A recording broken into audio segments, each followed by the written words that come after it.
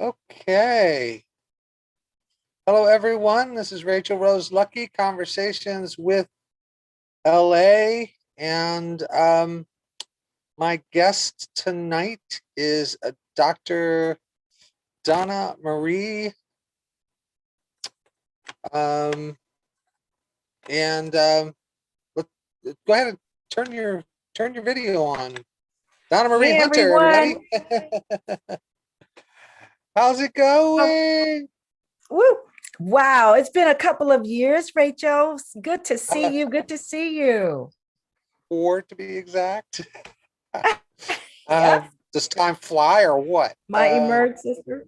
Wow. I know, I Time know. flies. Yes, definitely. But it also has been very different 4 years than I would have ever expected. Yeah, yeah, me too. All kinds of good trouble.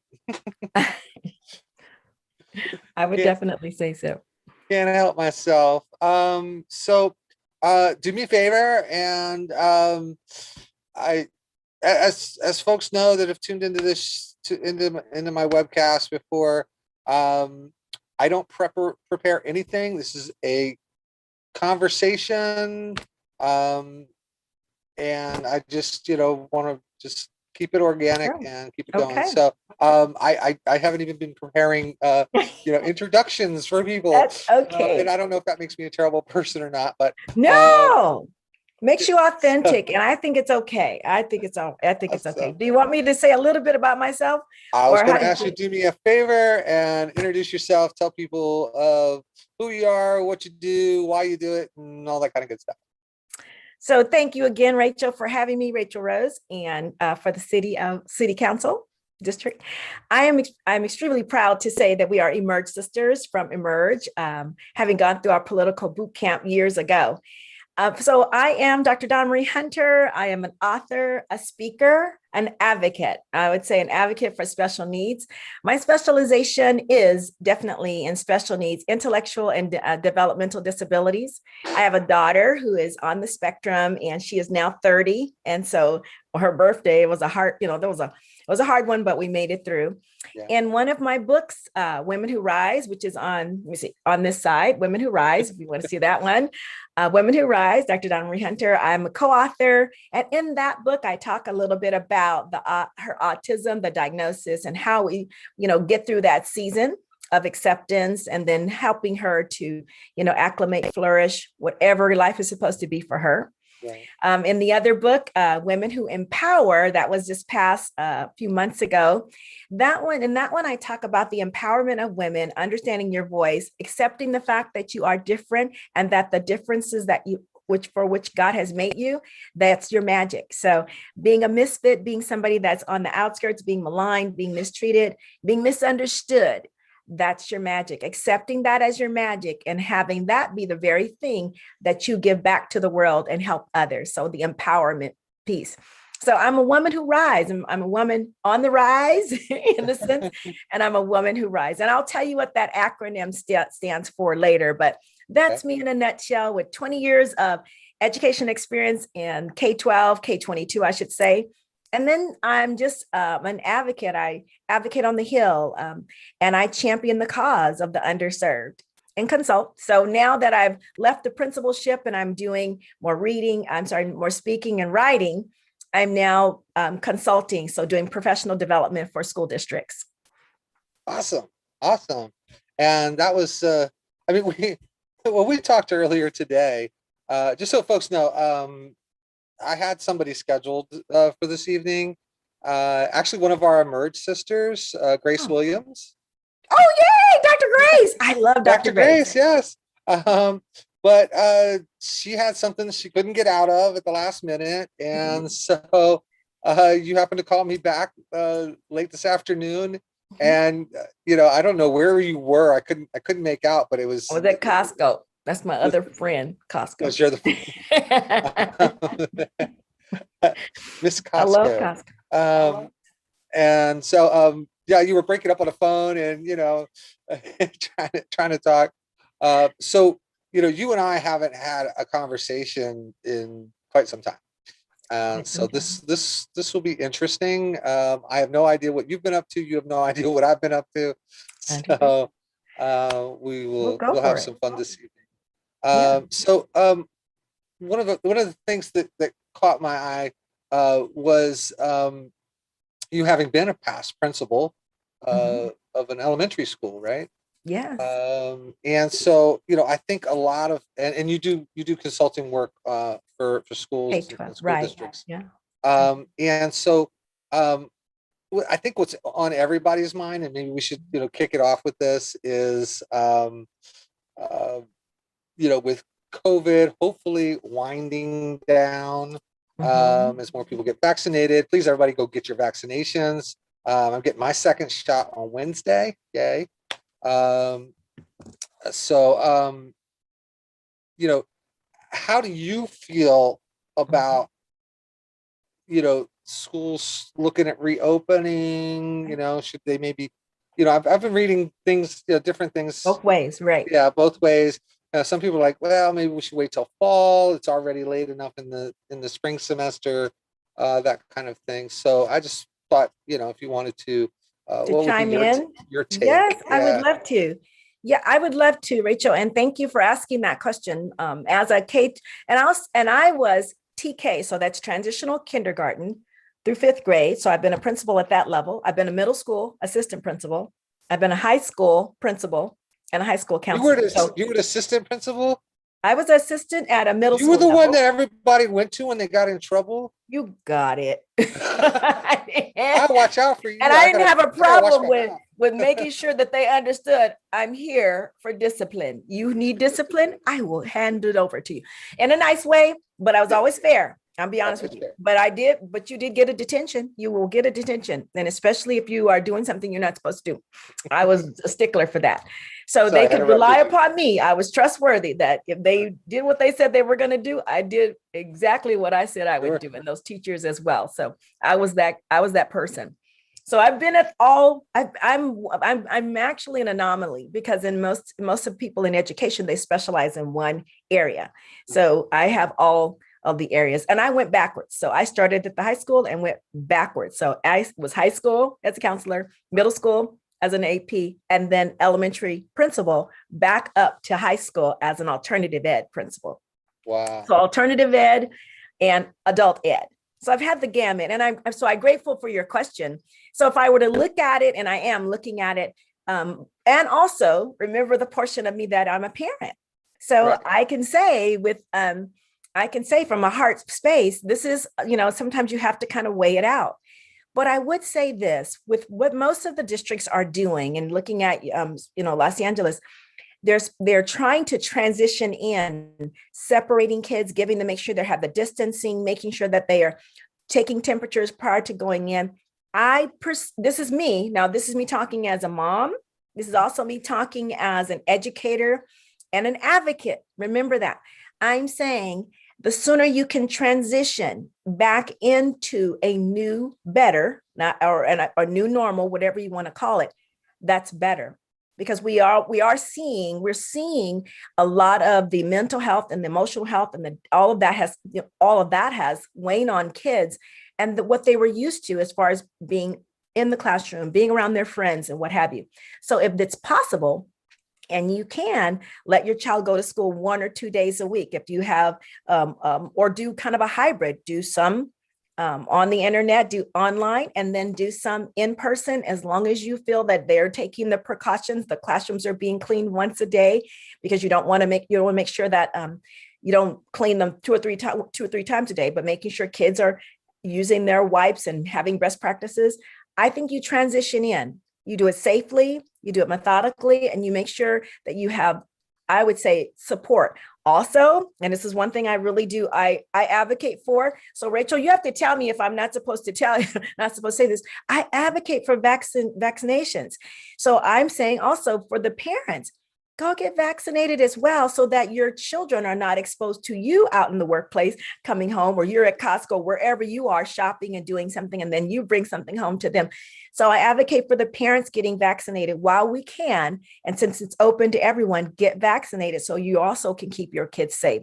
But so far, kids going back to school hasn't been a rise in numbers. But right now, since we are coming down, as you say, I think we continue on that road, easy opening. And yes, it's May, but remember, we've had a lot of lag time. So easing them in, if they're going to do extended school year, if they're a special needs child and they need, I say ease them into it, especially if they have a special need and there is going to be some type of regression for them. So ease them in as soon as possible, safely and intentionally, making sure that they are best practices at every level and PPE.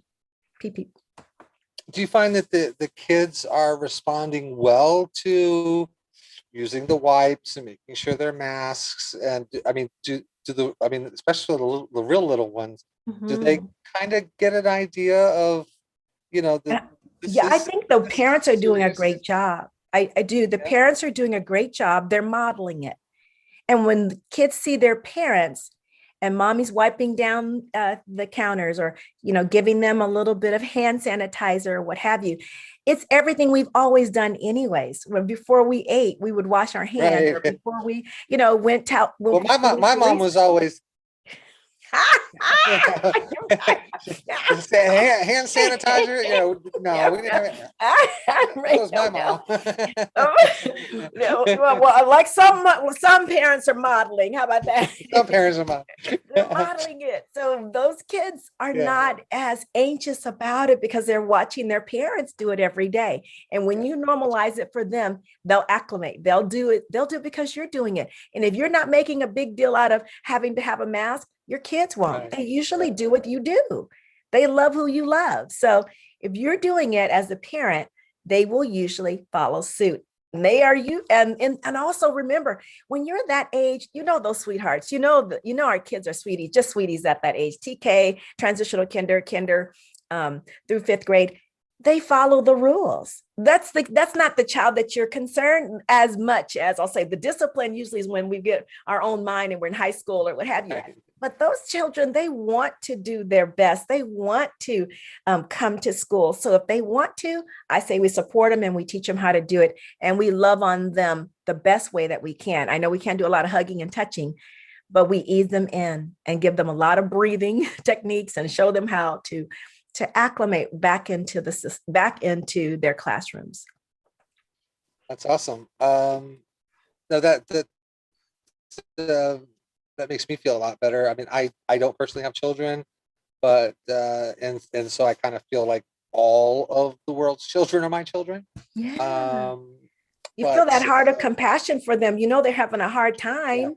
Yeah. Let's make it as easy on them, but we also have to acknowledge that it's different, but they are going to model. They're going to do exactly what you do as a parent.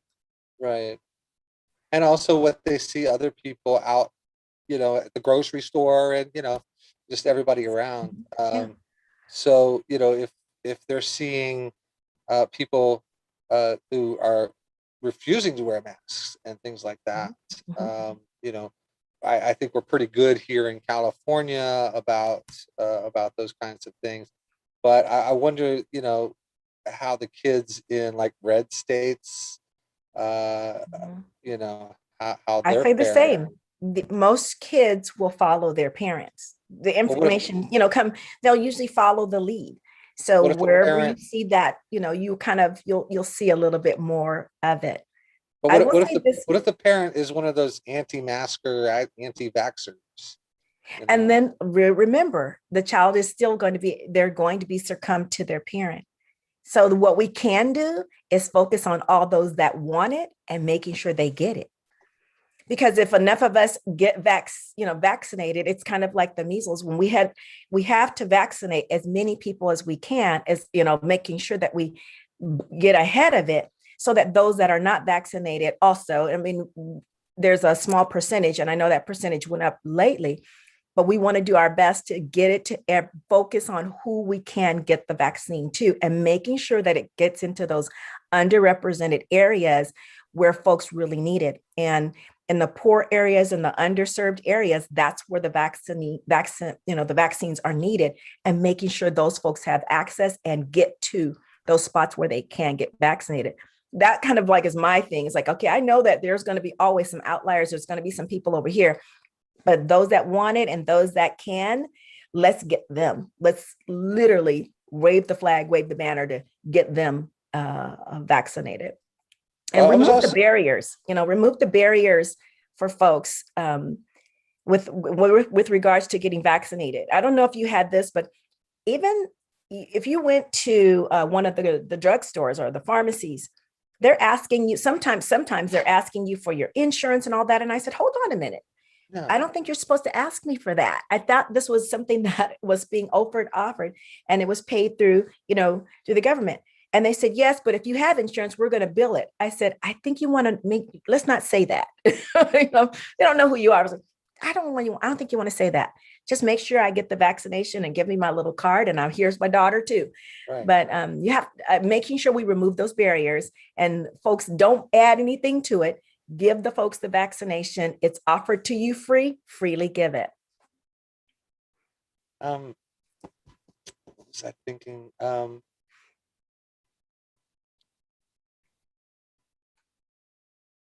So, I guess, tell me um, about your book. I knew you were going to ask that. Well, And you have I two thought, of but them. don't talk over Rachel. Let her ask you the question. That's what my thought was, like, just sit here, Donna, and don't do it. Okay, so Women Who Rise. I love this book, and it's chock full.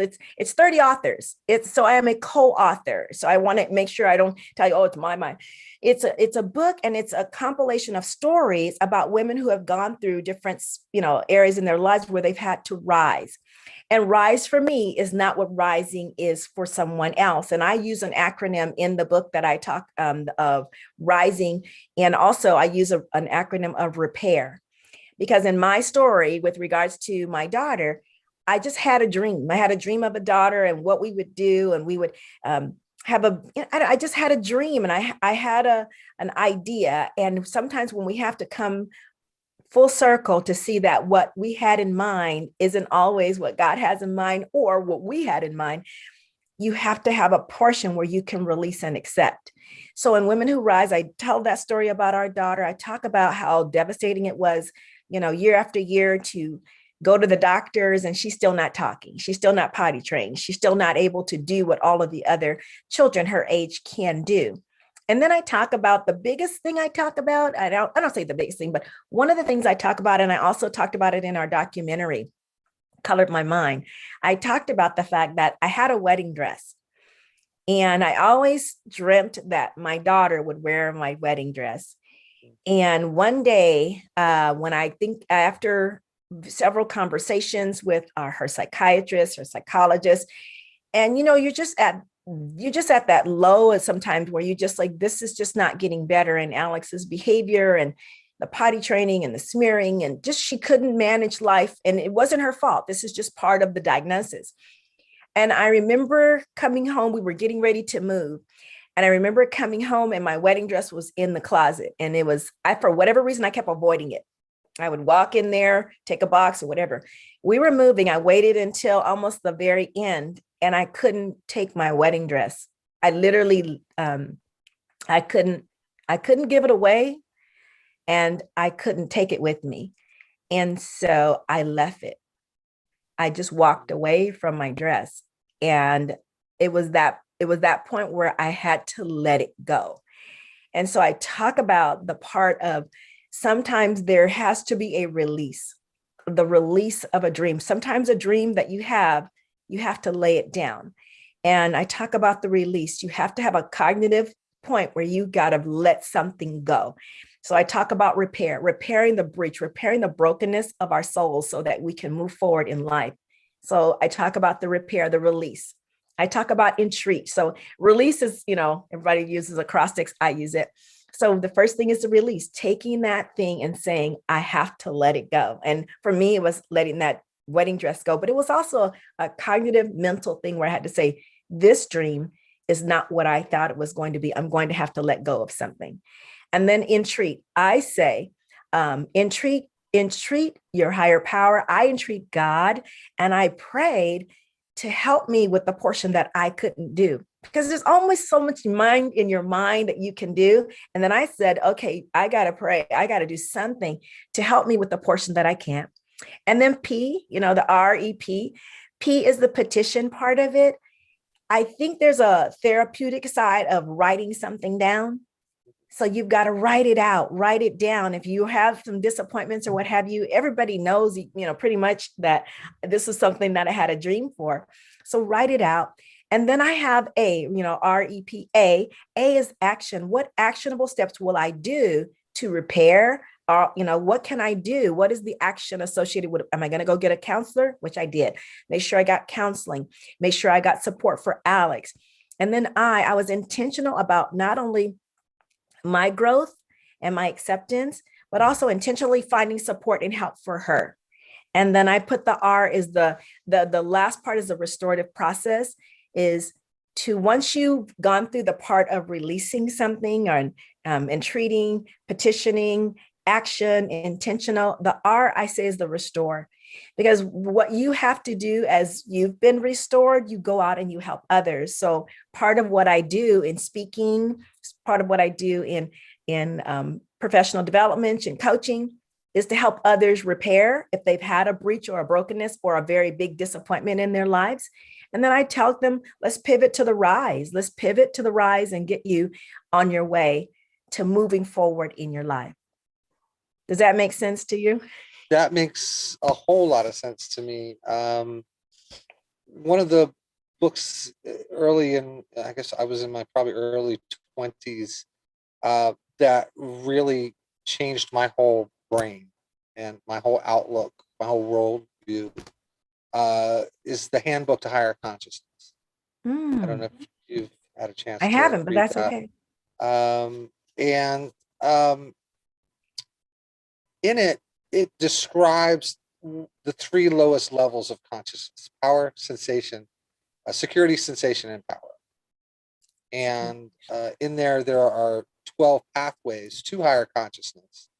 And the first one, they're like affirmations.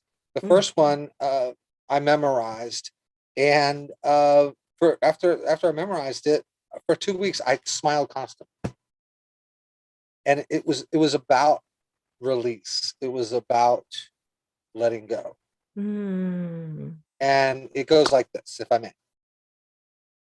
I am freeing myself from security, sensation, and power addictions that make me try to forcefully control situations in my life, thus destroy my serenity and keep me from loving myself and others. And that very first part, I am freeing myself. And, I have, and like I said, there are 12 other pathways, 12 other affirmations. And I've started to memorize the first 2 or 3, and I came to realize that I could go the rest of my life just trying to live that one sentence. And so I just I said that, I read the book, and I read everything, but, I was like, I'm just going to put this down, and I haven't had the urge to pick it up since, because that one sentence just, totally turned me around and got me to be able to accept things as they come. Because the idea is that what produces unhappiness is when you project into the future and then that future does not materialize. Oh, you said it. You said 9 it. times out of 10, sometimes 10 times out of 10, the future that you picture in your head is not going to happen the way you pictured it. I would have to agree. Period. Yeah. And so that's why that was so powerful to me, to be able to just, I am freeing myself. And then, security, sensation, and power addictions, because when we don't satisfy our addictions, and that, again, that's a projection into the future of getting your addiction satisfied, it makes us unhappy. And so that's how I've been living my life for, I don't know, quite a couple of decades at least. to release it and let it go and allow the good to come in another form and fashion. I think that is like key in your own well-being and happiness, and being compassionate and empathetic towards yourself, and not trying to control every ounce of every day. Is that what the other part you said? Just you, it's not possible. And and I would say this, that's a whole lot of work. Rather than just Too living, much work. rather than just living freely. I mean, learning how to say, I'm enough. I'm going to live with what I have right here. I'm always praying for better. I'm always going to be praying for others and praying for good. At the same time, this is the season and this situation with my baby, and I call her my baby because she's 30 years old, but she's not my baby. So is my son. Oh, she'll always be your baby. Every mom, all the kids are always the baby. So you get it. This situation, and I am literally, not resentful, but I'm not happy until I'm like, I have got to release it and give God space. This is one other thing that I say a lot. I have to give God room. And I say this in the book, give him room to either bring the dream back in a different way or help me to have a new dream.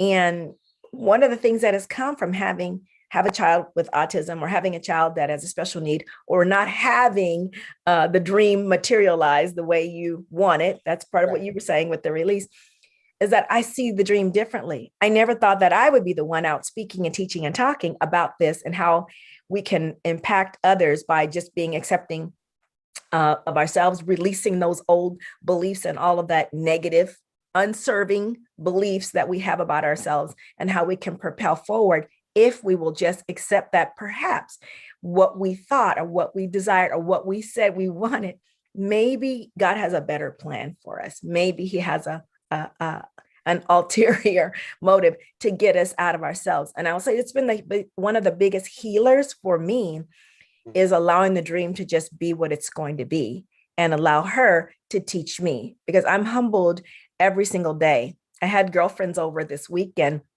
and I'm telling you, every time we talk about our kids and we talk about everything, but for the grace of God, there go I, because our families, our children, our lives, our everyone, it is just, especially during this time where we don't know sometimes we didn't know who we came in the pandemic with, if we were going to come out of the pandemic with. Yep. It is only by God's grace. So for me, it's not a time for me to be hard on myself and hard on others. It's a time for me to get in there and be empathetic. Like you were talking about those parents who their kids are going back to school. It's not a time for me to make a judgment. How can I support you in the decision that you're making for your child? And how can I make it easier or better for you? And how can I make you feel comfortable, you're student, while you're on campus? How do I make you feel accepted, cared for, and safe when you come back to school? And for those that can't come back, how do I have compassion for them and make sure they get what they need and no judgment? They're not ready. And let's do the work of setting the stage for and getting them ready, rather than, criticizing and marginalizing them, but getting them ready as much as we can, emotionally, physically, and just however the need is for this next season. Matt, I like what you said about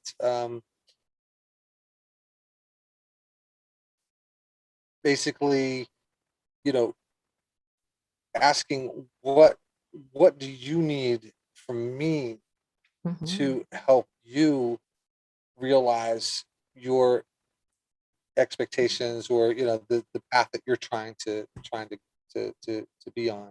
Yes, Rachel, we do that. Don't we do it? We kind of figure, just like we have this dream for ourselves and we have a dream for our family, we think we understand and we know it, but we haven't really searched out to ask the person, what is it that you have need of, so that I can be a conduit of blessing for you? I'm here and I want to support you. How can I do that? That's why when you called me, I was like, what do you need? The answer is yes. I really did. And I could barely hear you, but I did hear that part. I was like, I don't know what you said, but the answer is yes. I don't know what you asked me for. Say that. The answer is yes. That's no lie. That's no lie. You did say that. I can't hear you, but The answer is yes. And I Oh, love, and I'm like, good thing Grace, canceled on you since I got her seat today. that's Um, right. but I She mean, missed the answer out. is yes, because I don't have room and space if I've got a time, you got it. If I have the ability, you got it. If I didn't, I would be, I know I'm telling you, Grace is so busy, but I got her. I nailed her down for for my talk show. But Uh, and that was last year. But I tell you, we have got to get out of the portion where we think that we know it all, have it all. Go extend the arm, extend the reach, and ask, what do you have need? And then how can I come along with you, sister, and support you in your goal and support you in your endeavor to move forward? and I, That's where I feel like that's the sweet spot when you get to and a I, and I, point where you're offering, how can I help and, someone? and and I think that's one of the reasons why I have been so, I don't know, passionate about being a public servant, and why I've worked so hard, uh, you know, over the last 4 years, I've been preparing for my run for LA City Council. And in doing so, while we were actually still in the Emerge class in January of 2017, Mhm. um, I actually got on the board of my neighborhood council. The whole reason I went to Emerge was to get training so that I could run for a seat on my neighborhood council. Um, because as a transgender person, I wasn't sure, what I'd be facing. I totally went behind the ears. I didn't know anything. And so, but I did know that I needed training. And so I enrolled in the Emerge California class. And, um, I was looking at running for a seat, which is an advisory seat. Doesn't really have any power, right? Neighborhood council in the city of Los Angeles. Um, and the election before had 119 total votes. And yeah, and I signed up to go into Emerge so that I could run for that neighborhood council seat, right? And but what I wasn't prepared for, and what I was surprised by was the 60 or so other women that were in our Emerge class who were running for mayor and city council and Congress and water Oh board. yeah, And yeah, I mean, yeah. just you name it, women were running for it. Mhm. And, here I am running for this little seat. Mhm. But while I was, in the class, like I said, in January 2017, I found out they had an open board seat. And so in February, I applied and I got on the board, right? And so here I am still in this class, and I am just so blown away and inspired, and you were there, I mean, it was insane, the energy that was coming out of that class. And so that's when I decided I was going to run for LA City Council. Mhm. And so I've been putting the time in ever since. We've been to thousands of hours of meetings and stakeholders, and all along the way, you know, and to get back to the point was that, one of the things I would say to people is, okay, what can I do Mhm. to participate? How can I be part of Mhm. what you're trying to do to make things better? Mhm. Makes a world of difference when folks hear you wanting to support them and you're available and you're listening so that you can, when you get in those positions and seats of power, you can you can help to bring about systemic change. Well, one of the reasons I started conversations with LA was is that, and I still want, you know, to have, all kinds of people on here. It's not. Somebody recently said, you should change it to conversations with Rachel Rose. And I had thought about that when I first had the concept. And I was like, it's not about me. It's about the city of Los Angeles and the metropolitan area. And so that's when I came up with, conversations with LA, because it's not about me. And I'm hoping, I've had some activists on. I had Mel from Showers of Hope, you know, my friend Nina Womack, who is doing great stuff in like urban agriculture and things like that, and holistic, trying to bring holistic health to like South Central. That's where she lives. And so, you know, but I'm hoping to have, just the average person, also to come on here. So anybody out there listening, go to conversationswithla.com. There's a button to sign up. I'm looking to have conversations because I think I'm dead certain that the way we solve our problems is to continually have the conversations, particularly the difficult conversations. That's how we solve our problems. Not by yelling and screaming at each other, not by talking past each other, not by building walls in front of each other. We continue to have the conversations, and then we have to infuse in that. We have to infuse compassion and understanding of our fellow person. To be able to, not everybody's going to agree with me 100% of the time, and that's fine. But I will always be there. I don't hide. And so, Oh, I like that. I like hearing that, Rachel, because I agree with you. The place to start is the conversation, and having a respectful conversation. And even in the areas that we don't agree, so be it. We're not supposed to be cookie cutter. We're not cookie cutter. So there are going to be areas where you think this and I think that, or I love this and you love that. And that's okay. We're still human beings, but we can be respectful and we can work towards a commonality, that some things that will work for a lot of us. We know that equity and justice, we know that there are issues in our city where there are groups that are being marginalized and not given equal shake, and are given too much policing or what have you. We know that we have some serious issues out there. Does it mean that one person has all of the answers? Absolutely not. And does it mean that you have to go about it this way? But the conversation has to be had so we can acknowledge it so that we can move forward. We know we have issues, but it starts with exactly with what you're doing. Conversations with LA. That's the only way you're going to get to resolve some of these issues and repair the breach, as I would say. The other thing I would say to those about this, issue, if we think about how to really, not just and have the conversation so that we can start to scale and so that we can start to leverage all the people that you're talking about, their information, their love, their knowledge, and what have you, so that we can move them forward. It's going to take, in this next season, I got another acronym. Don't laugh at me and don't judge me. But it's hey, you can break into song too. I mean, some people remember things by song. I can do that too. But it's going to take it's going to take rising.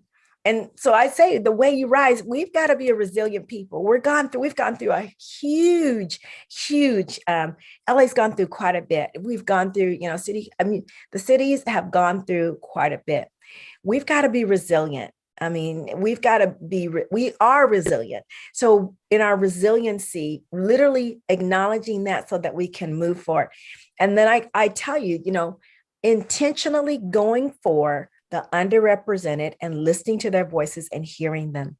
We've got to make sure that and I'm glad that you have a button that says, click here if you want to have a conversation with Rachel Rose. She's listening. I love that, because what other talk show hosts are opening themselves up to just a conversation with someone? So that's I think that's huge that you're able to do that, want to do that. And it shows part of the way you want to lead. You want to lead in a collaborative format. And then I think also, I say spiritual because I also think there's more going on to every human being. So being spiritually minded about life, about God, about our people, being sensitive, being sensitive to others about what their needs are. Again, that's you listening. And then the empowerment, the last is the E, is the empowerment piece.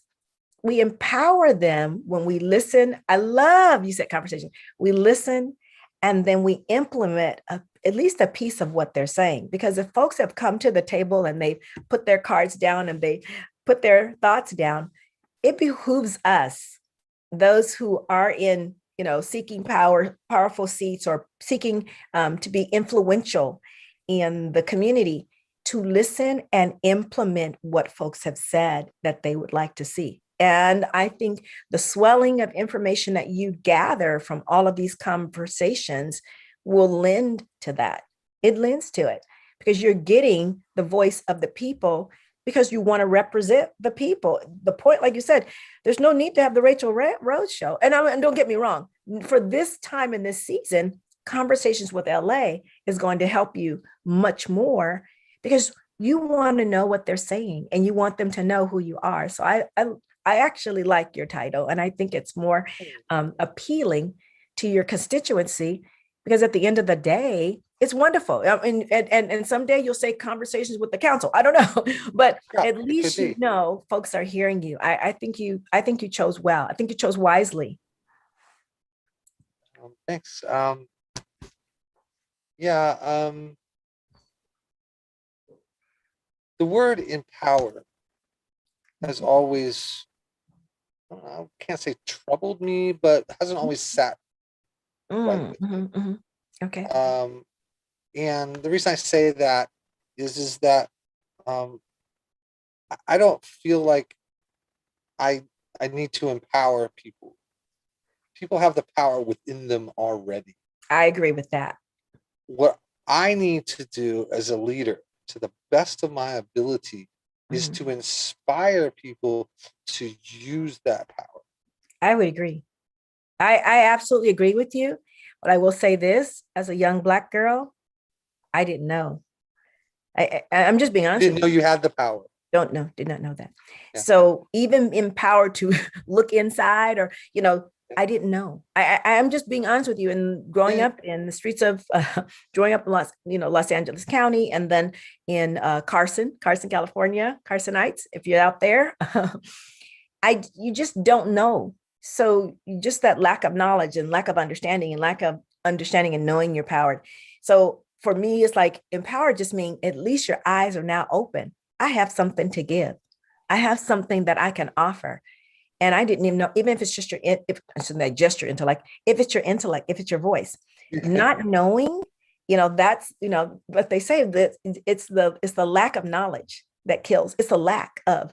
So knowing that, and I hear you, because that word empower is like, oh, we're going to empower her. We're going to empower. She's already empowered. All we have to do is ignite and engage.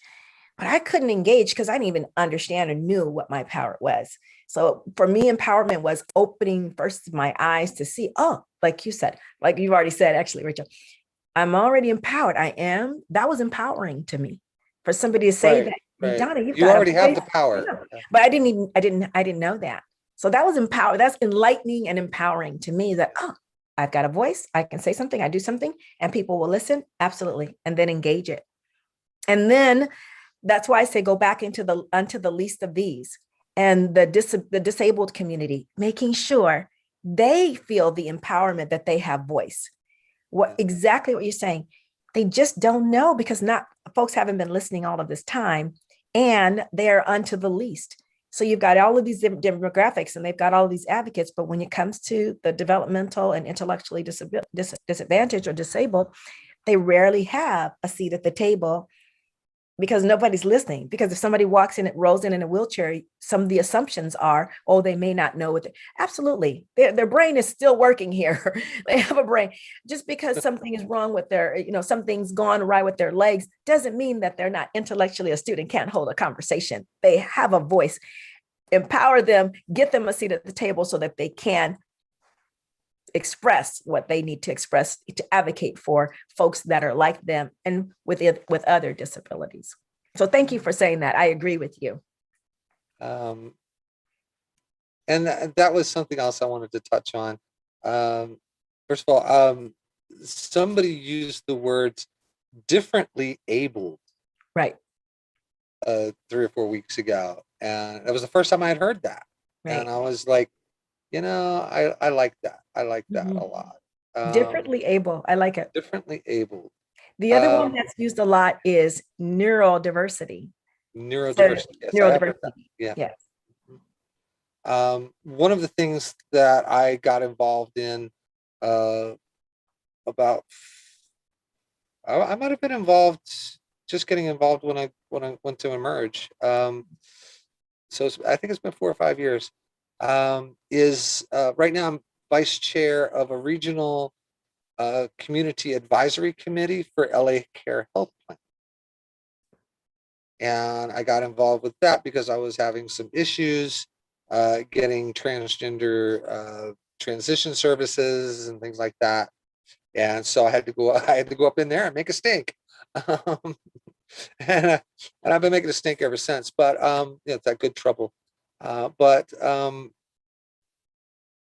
one of the things that I have come to understand through that experience is the differently abled, and you know making having friendships that have come out of my participation there, and understanding, yeah, to hear, I don't know, a couple of months ago I came across something that said 30% of the population is differently abled.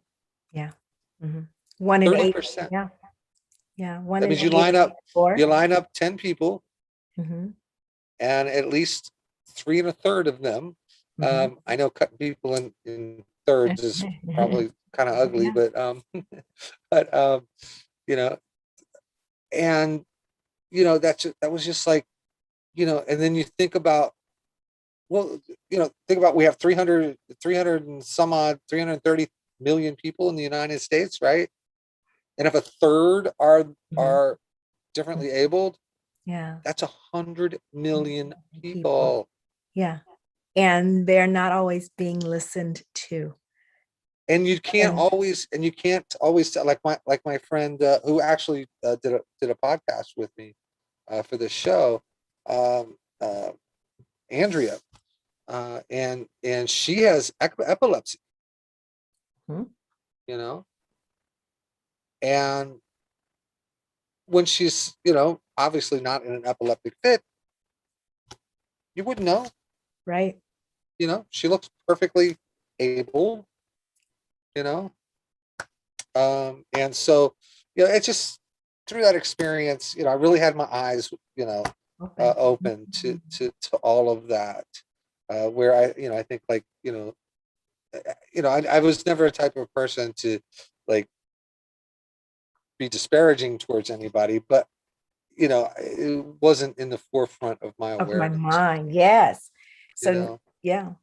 So now think about that. Having it's now in the forefront, and now you are coming to a place where you're now ensuring that they have a voice and that you're hearing them, because now you've been made aware, you're sensitive to the differently able, or a lot of people say abilities, they say a lot of different things, or neurodiversity. Now that you are aware, you can be cognizant of when we're talking about ordinances, and we're talking about putting resources into the community. When we do that, we have to include an entire demographic of folks. I was thinking about this. My sister-in-law was just talking about the fact that not even 20 years ago, we were at an airport, and they had those turnstiles. I don't know, just 20 years ago. I remember this. And if she was trying to get her stroller over, can you imagine with somebody with a wheelchair? Can you imagine with someone who has crutches, or just not being aware that there are other people with other needs in the world, or someone like that's on the autistic spectrum, and they can't handle the sensors, the beeping from the TSA. I have to go ahead. I have to make sure I tell them, okay, she's autistic. I'm showing you this, and that.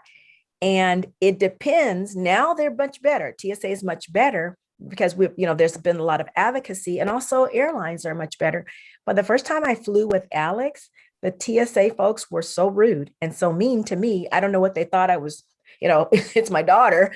I'm trying to get her on the plane without having her be triggered by all of these bells. And just the rudeness, just the absolute rudeness. Now, come full circle, 2 years ago, prior to pandemic, when we went to Thanksgiving, when I said my daughter has autism, I got a card from TSA Cares.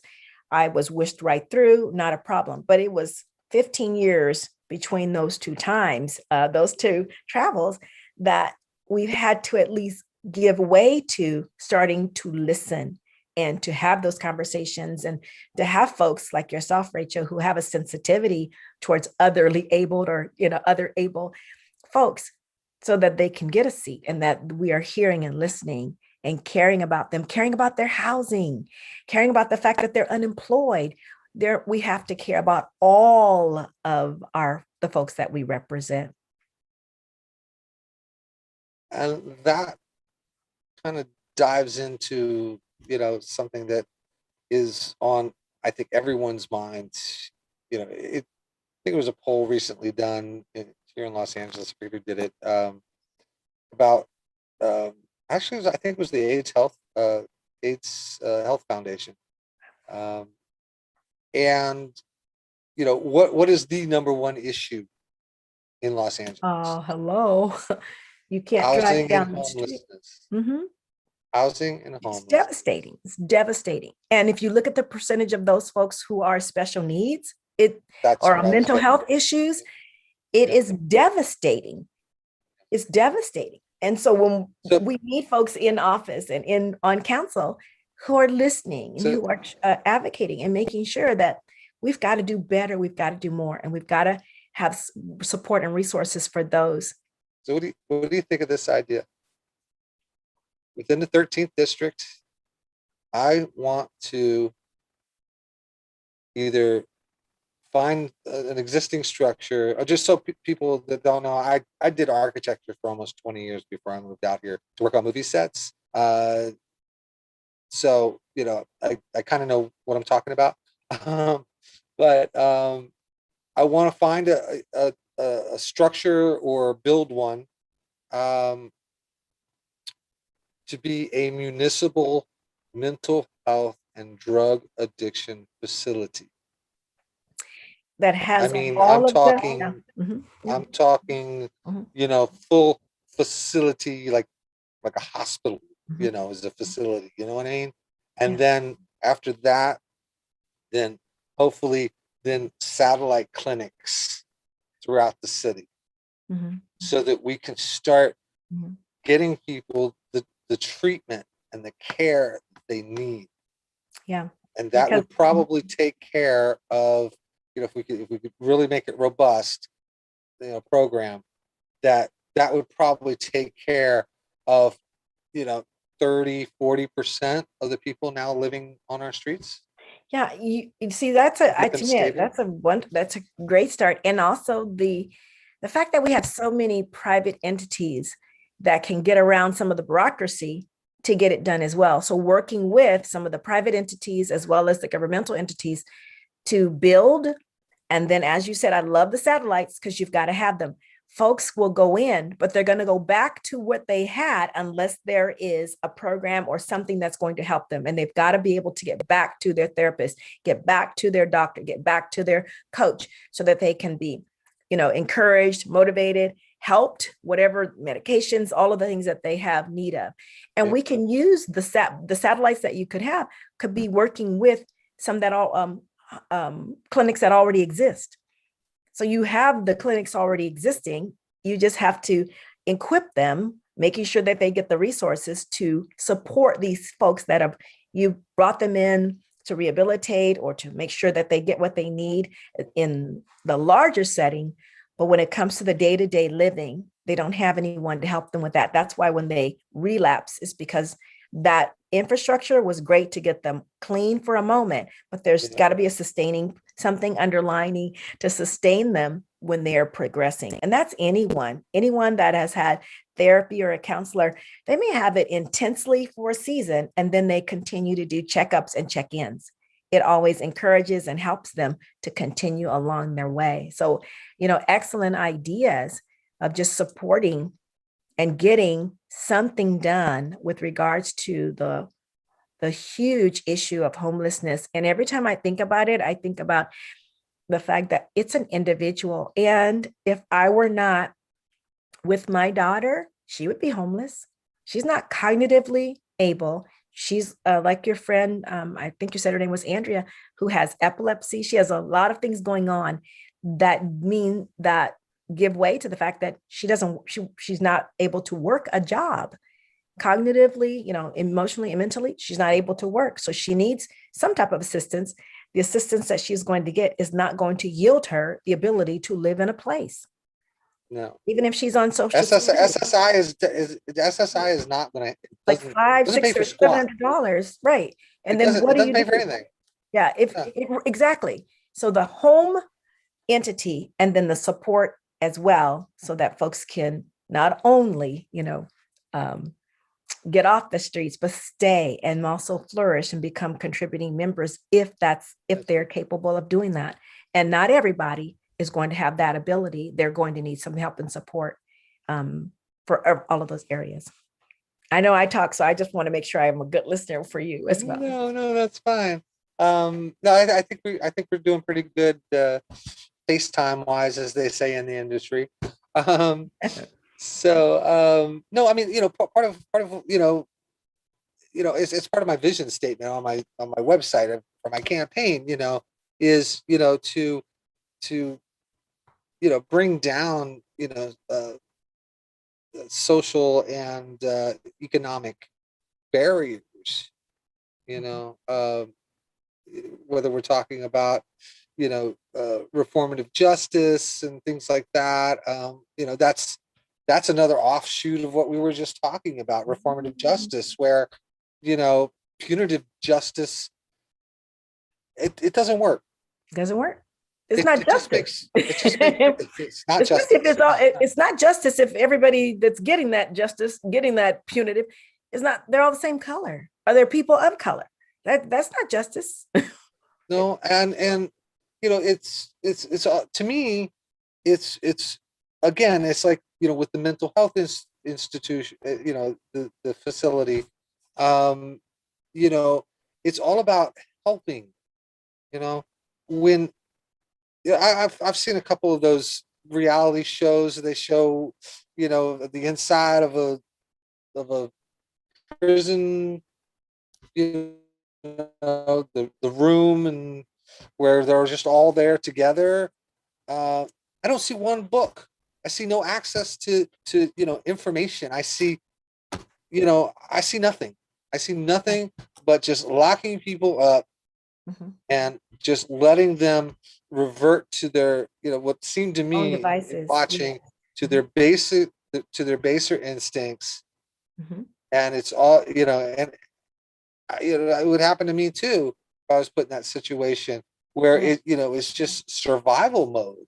Right. There's no access. Yeah. If there's no access, you're right. I think also just in our, justice reform and truly reforming, there's got to be an element of restoration so that they can, because for those that have had programs while they were in, I know a lot of white collar crimes, they do get some type of remediation or what have you, so that they can come out and do better. But the average person in our prisons and in our jails, especially when the highest percentage is people of color and they get nothing other than just time. What's going to be different when you come out and you have a criminal record? So there's got to be not only something on the inside, but also when you come out, there's got to be a helpful transitional program. We can use our local churches, our local community centers as a place where they can go through a program or something so that they can acclimate or get jobs and what have you. Not just work with probation, of course, but there's got to be more that we can do so that folks are they're not left to their own devices, especially for those who even are unjustly incarcerated. They come out and it's like double. I'm been incarcerated unjustly, and then I'm out, and then I don't get an opportunity because I've been incarcerated. It's like a double jeopardy. Whereas giving them information while they're in, hopefully also making sure the folks that are in prisons and in jails, they're actually given their rights, and they're also being appropriately and fairly treated within the justice system, right?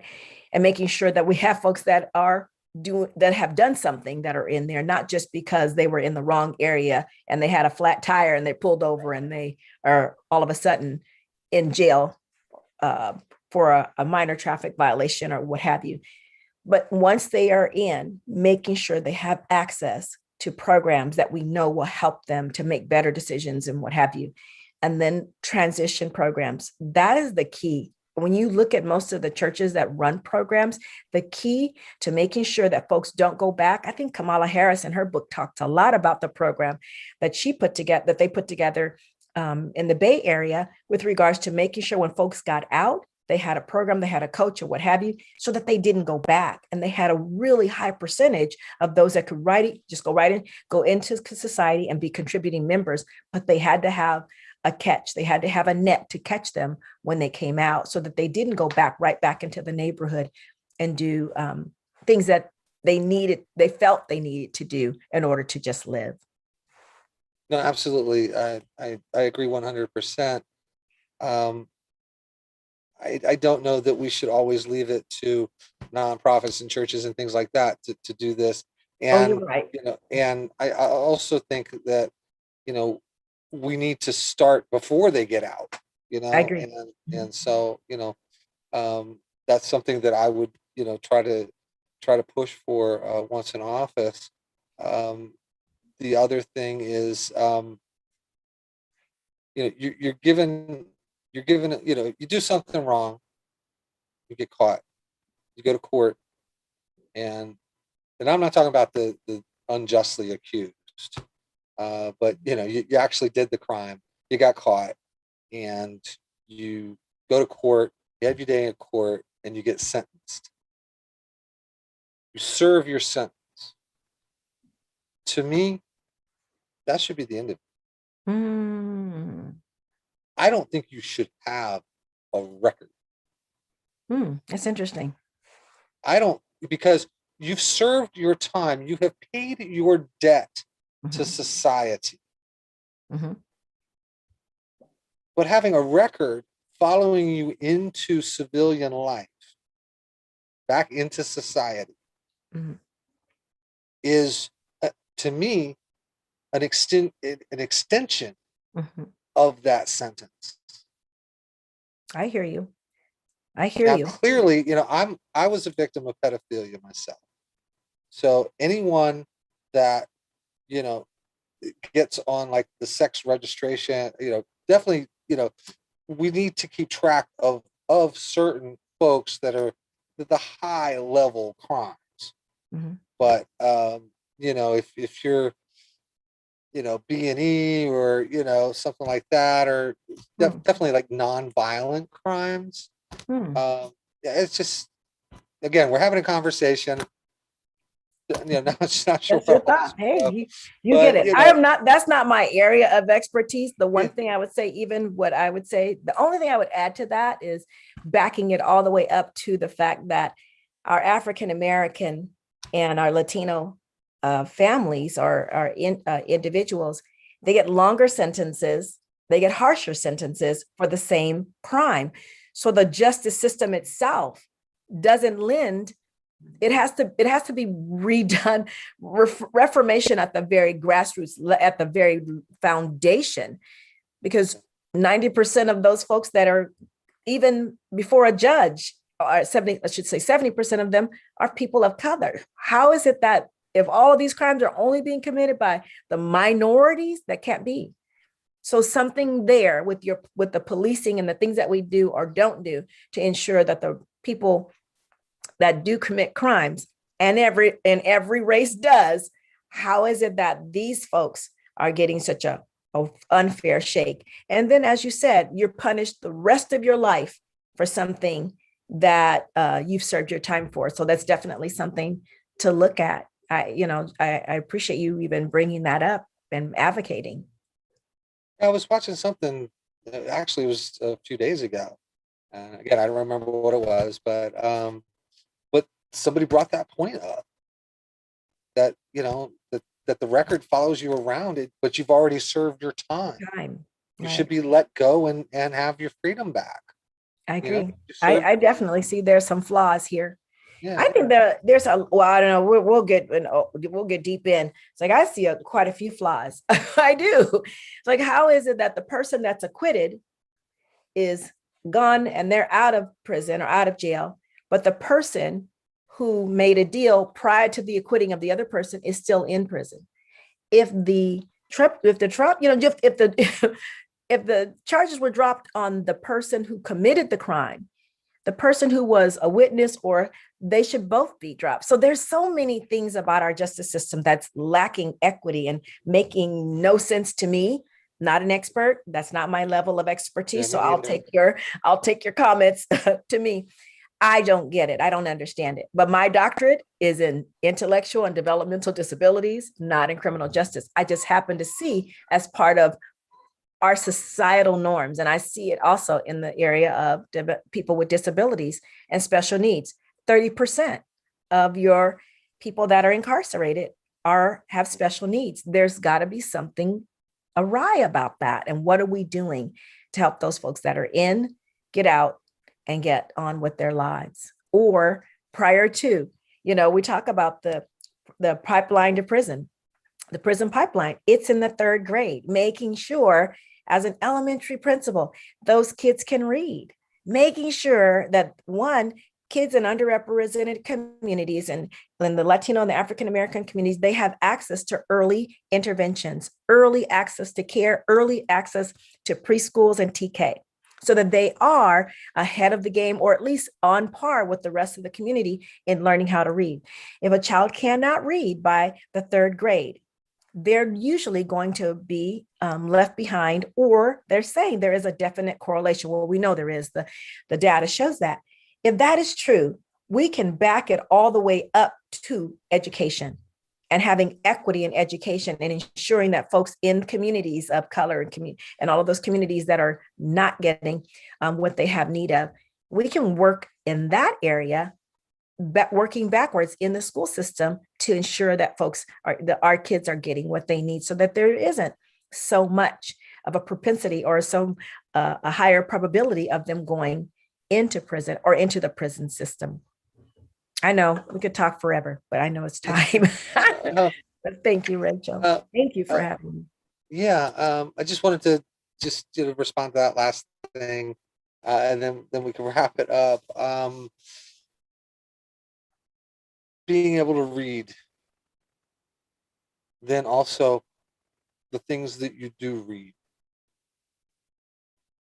the things that I have read growing up and into my adulthood. Again, the handbook to higher consciousness, like we started this conversation. Just being able to read that one book changed my whole worldview. There are other books that have done the same thing, for me.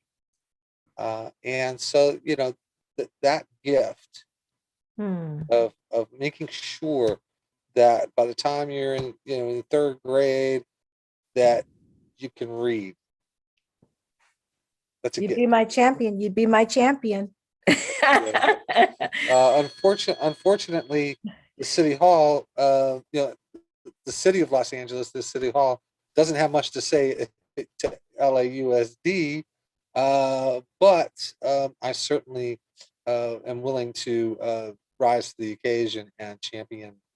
Yes, you are, and you're gonna have people with you, because that right there is, even if I get, LAUSD is its own bureaucracy, but you as a city council member speaking out about that is influencing. It's influencing the parents that you all serve. Yes. It's influencing the principals that are going to be listening. So absolutely. Yeah. So, yep, we've been on an hour, and thank you so How much, fun. Donna. I truly appreciate you Thank coming in the you. last minute. And Yeah, that phone call got me. Well, I mean, I tell you, yes, absolutely. I will come on. I'm okay today. And I thank you, Rachel. I thank you for the work you're doing, for staying steadfast in it, for going in there, running, for putting your application in, getting on your community board, and now running for city council. Wow, that's such a great example of what an emerged sister is supposed to do. So right. super awesome. Super, All super. right, Donna. Well, thank you again, and have a good evening. Everybody else, have a good evening. Thank you for tuning in. Conversationswithla.com. Yeah. Post this up probably a little later in the week. Okay. And And they can get in touch with me at drdonnamariehunter.com. And if they have any concerns or conversation.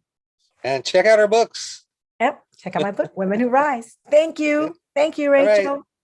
Bye bye. That's bye-bye.